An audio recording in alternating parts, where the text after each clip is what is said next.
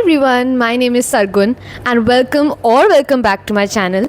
So today we are going to talk about a subject which was very difficult for me, to be really honest. Not really difficult, I was never sure कि उसको पढ़ना कैसे है, how to do that subject. इसलिए मुझे वो subject हमेशा से मतलब from the very beginning of plus 2 I would find that really difficult to study. I would feel कि हमें पूरी 2 books रट्टाफाई करनी है, पूरी 2 NCERT रट्टाफाई करनी है. But after I gave my board exam, I understood that it's not about rattafying, it's about something else. And that's why I'm here to share a few tips with you कि कैसे BST को study करते हैं. Tip number 1.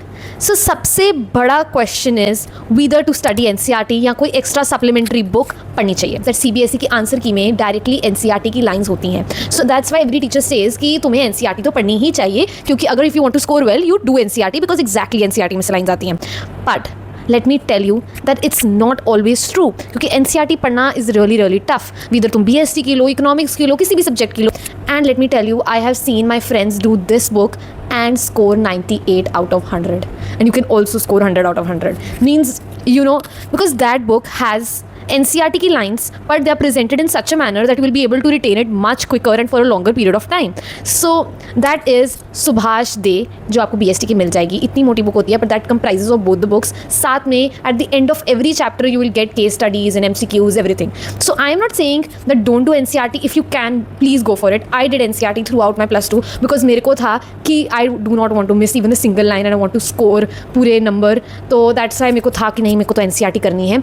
But it can be a really impractical solution for those जो BST को बहुत late पढ़ना शुरू करा है या थ्रू आउट आपने प्लस 2 में बहुत उसको कैजुअली लिया है और बाकी सब्जेक्ट्स को बहुत ज़्यादा फोकस करके BST को साइडलाइन किया है. तो आई वोंट रिकमेंड कि आप सीधा NCERT पे जंप करो, आप सुभाष दे पढ़ो. Tip number 2 is that study from only one book. जो भी पकड़नी है आपको, NCERT पकड़नी है, सुभाष दे पकड़नी है, our teachers always used to say that study only from one book because BST is all about retention. But if you are doing multiple books at one time तो तुम बहुत कंफ्यूज हो जाओगे when a question will come. You will not be able to think कि क्या लिखा था book में बिकॉज सब कुछ मिंगल हो जाएगा. एंड सब बुक्स में लिखने का स्टाइल अलग है, सब बुक्स में प्रेजेंटेशन का स्टाइल अलग है. तो जब तुम एक ही बुक के हिसाब से चलते हो things get much easier and trust me you score well. I have seen people. Very important, you don't have to rectify things.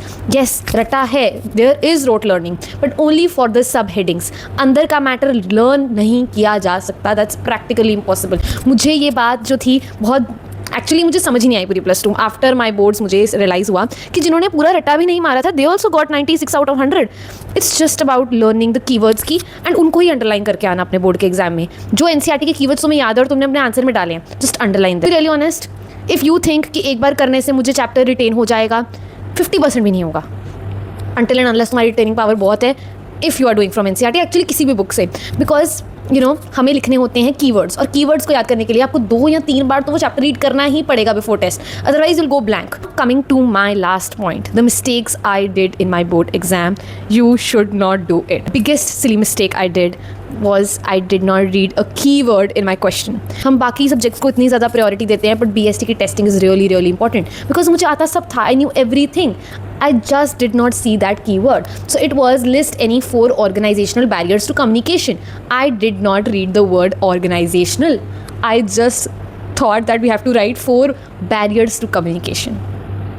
And that's how I lost my 4 marks. Case studies बहुत ज़्यादा आ रही हैं.